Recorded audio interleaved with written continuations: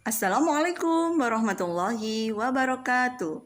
Selamat pagi, jumpa lagi dengan Bu Era. Kali ini kita masih pada tema 1 tentang organ gerak hewan dan manusia. Subtema 1, organ gerak hewan, pembelajaran 2.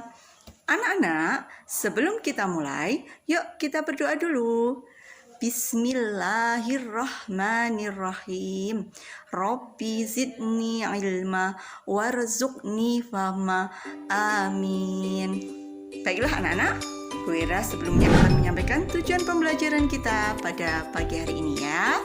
Yang pertama, dengan mengamati gambar cerita, kita mampu menyusun dan merangkai sebuah cerita secara runtut.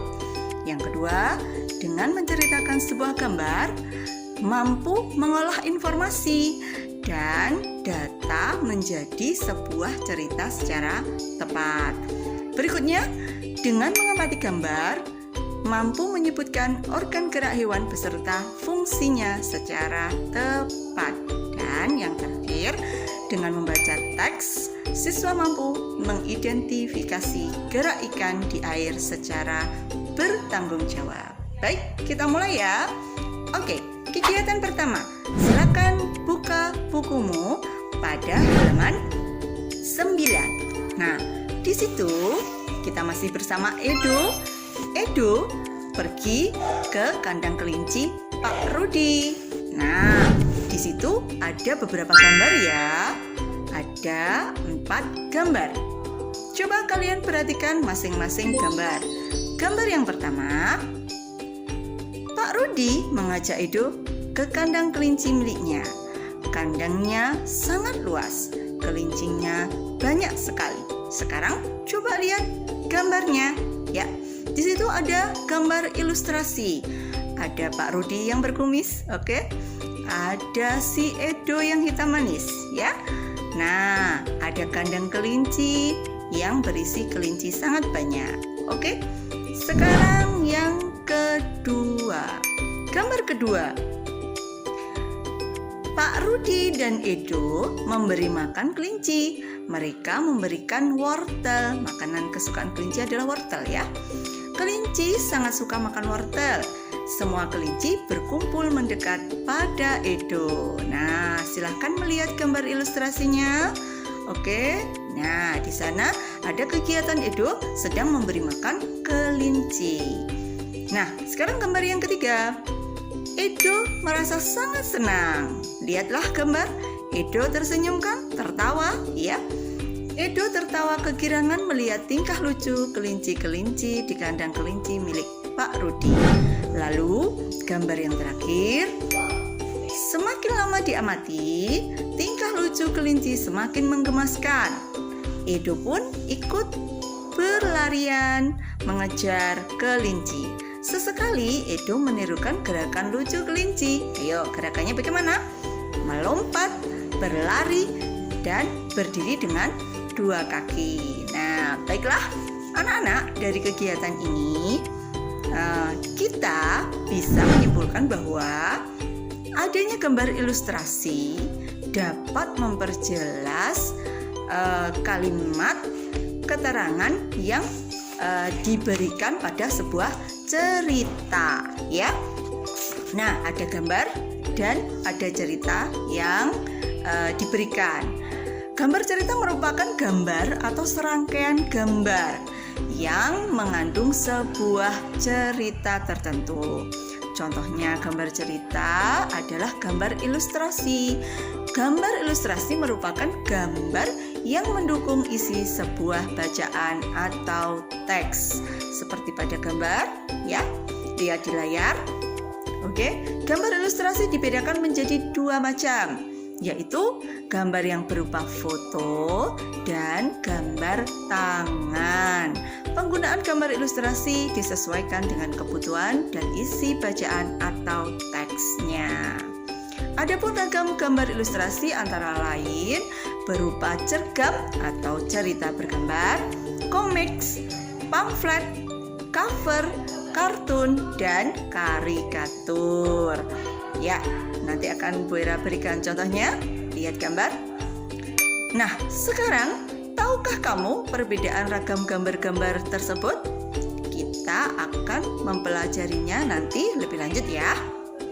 Baiklah, anak-anak, di rumah kalian bisa mencoba membuat gambar ilustrasi.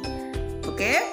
Nah, langkah-langkah membuat gambar ilustrasi ada pada buku kalian pada halaman 10. Nah, yang pertama kita harus tahu gagasan apa yang akan kita ilustrasikan pada bacaan ya. Yang kedua, kita membuat sketsa dulu atau rancangan gambar. Dan yang terakhir, kita bisa mewarnainya biar lebih cantik. Yes. Oke.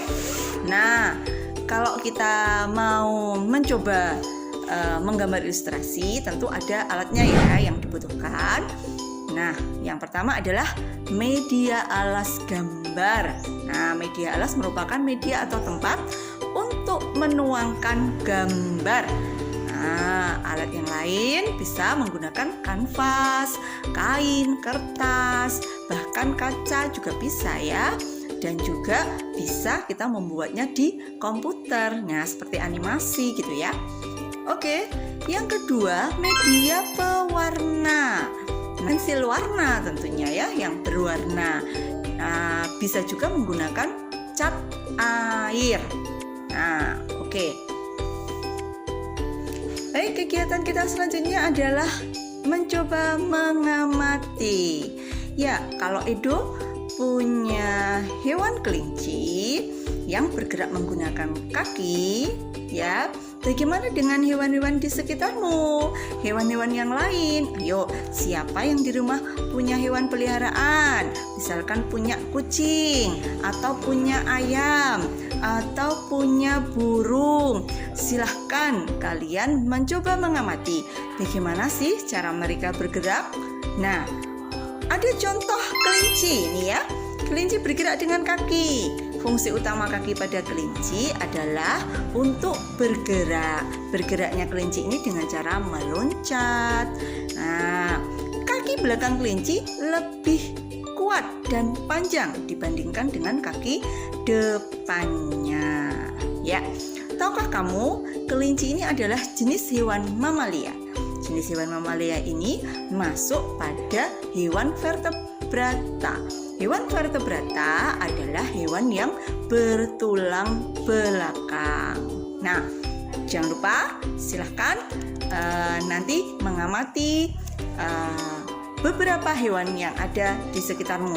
Baiklah, selanjutnya yuk kita mengingat kembali tentang cara mencari ide pokok suatu bacaan.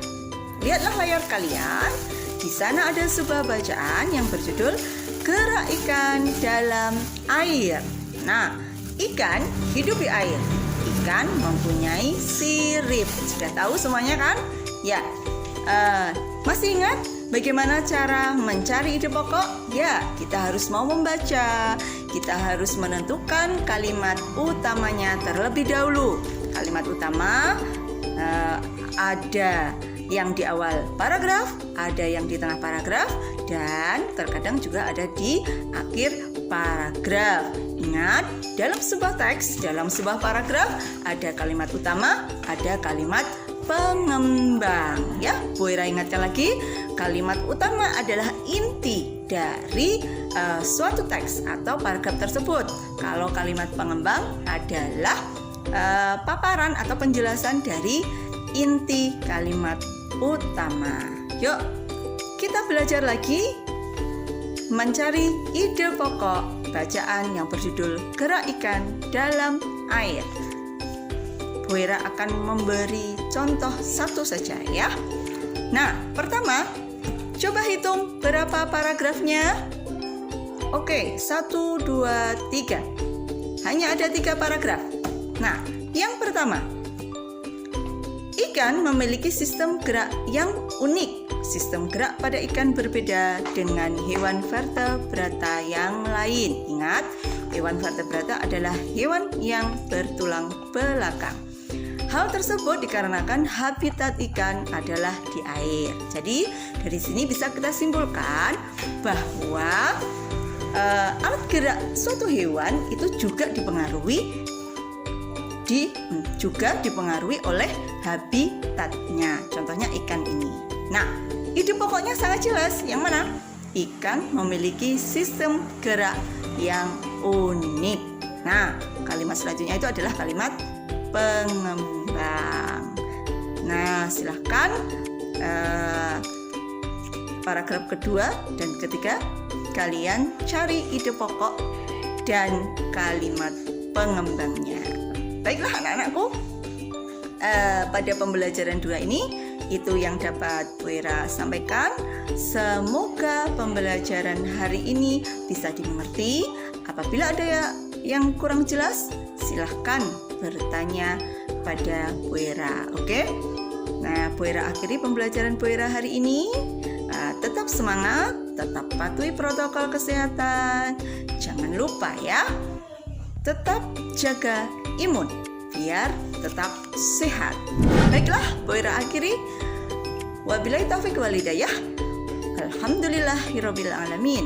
Wassalamualaikum warahmatullahi wabarakatuh. Sampai jumpa.